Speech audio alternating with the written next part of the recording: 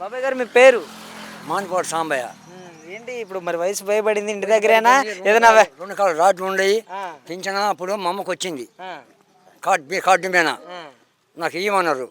సరే ఎవరి కాళ్ళే ఇంట్లోనే ఉందా. మా అమ్మ పోయినాక పెట్టినాక 2 సంవత్సరాలు, ఇది 3వ సంవత్సరం పేరు వచ్చింది. పింఛన్ నాకు ఇవ్వాలి సత్యవాలంలో ఇవాళ. జగన్ గవర్నమెంట్లో ఇవాళ.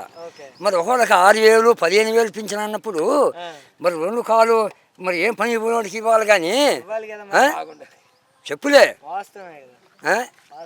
పార్టీ సమస్య కాదు, నీ పార్టీ రాగానే ఇప్పుడు వాళ్ళు పంపిస్తారు, మధ్యలో వాళ్ళు చేసేది కిరుడు.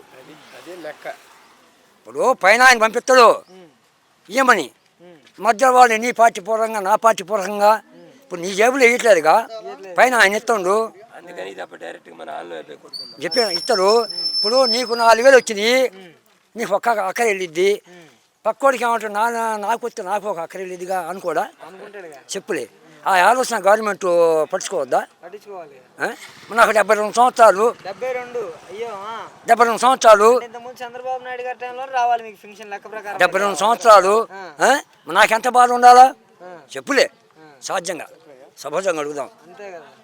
మరి ఇప్పుడు అప్లై చేశారా మరి కొత్త పెన్షన్లకు? అడిగారు పెన్షన్లో అడిగాను, ఇంకా వదలలేదు అన్నారు. టైం పడుతుంది అన్నారు. ఇంకా మరి పెన్షన్ గురించి కొంచెం మీ సమస్య గురించి మాట్లాడారు కదా, ఇప్పుడు పబ్లిక్ గురించి మాట్లాడదాం. పబ్లిక్ ఏ విధంగా ఉంది పథకాల విషయంలో, ఏమనుకుంటున్నారు? విషయంలో ఇంకా ఇంతవరకు అమలు పరచాల చెప్పారు కానీ 4 పథకాలు 5 పథకాలు మరి 6 చెప్పారు కానీ 6లో ఒకటి కూడా అమలు పరచాలి. ఆ గ్యాస్ సిలిండర్లు మాత్రం అదే వస్తున్నది, అవి పడ్డవాళ్ళు పడుతున్నాయి, పన్నువాళ్ళు పట్ల అకౌంట్లో. అదొకటి. ఈ పిల్లగాల అమ్మఒడి కానీ మరి 18 సంవత్సరాల డబ్బులు కానీ ఇంకా వదలలా పడలా, మరి పడతాయో పడవో మనం చెప్పలేము. మరి మనం చెప్పలేము, ముంజరు కానీ మనకేం తెలుసు.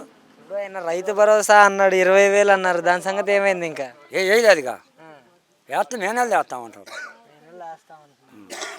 18 సంవత్సరాలు నిండితే చాలు, ఇంట్లో ఎంతమంది మహిళలు ఉంటే అంతమందికి 1,500 అన్నారు. 1,500 వేస్తామన్నారు. మరి అవి కూడా అమలు పరచాలా, అవి కూడా అమలు పరచాలి. ఉచిత బస్సు సంగతి ఏంటంటారు? బహుశా అప్పుడు సంక్రాంతి పోయింది, శివరాత్రి అంటారు, ఉగాది అంటారు, ఇంకా ఉగాది అంటారు. చేసేది ఏమీ లేదు. ఇప్పుడు అభిమానం చొప్పున ఆయన ఈయన కేసి గెలిపించారు. మరి రైతును చూడాలిగా. ఇంత నష్టపరిహారం 600 కూలి, మాలు బండ్ల మరి 9,000 అని 15,000 14,000 అయితే కొద్దిగా మిగలపోయిన గిట్టుబాటు అయ్యి దండగలు రాసి లేకుండా ఉంటుంది. ఎవరు రైతులకైతే ఇబ్బందిగా ఉందంటారు. రైతుకైతే పెద్ద ఇబ్బంది. Okay, thank you.